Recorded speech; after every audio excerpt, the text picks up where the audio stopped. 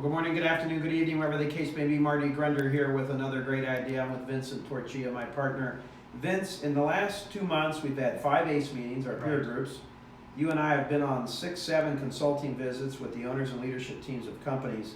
What are the takeaways? What have we seen while we've been on the road? Biggest thing that we've seen lately is that we are realizing that for 2020, the companies that are going to be successful have a super strong team.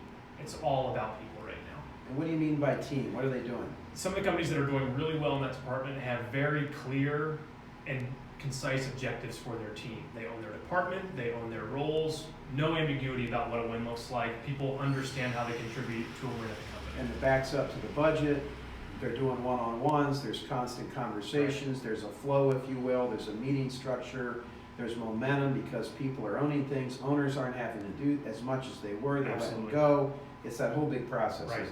Yeah, and a big thing that we're seeing very successful companies do with regards to their team is, as you said, they're getting people slotted into a flow.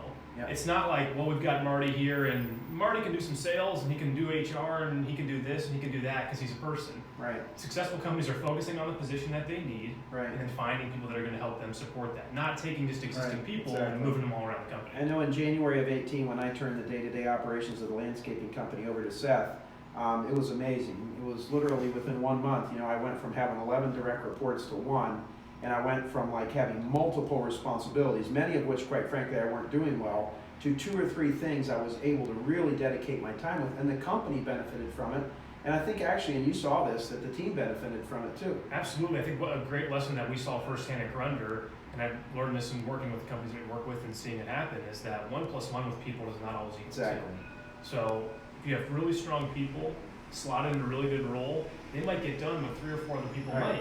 1 + 1 might be 4, could yeah. be 5, could be -8. Absolutely, it could be. Yeah. It could be. All right, well, folks, would you want to work for you? What does your company look like? What are you doing to let go, owners and leaders? What are you able to take on that might help move the company to the next level? Have a great week.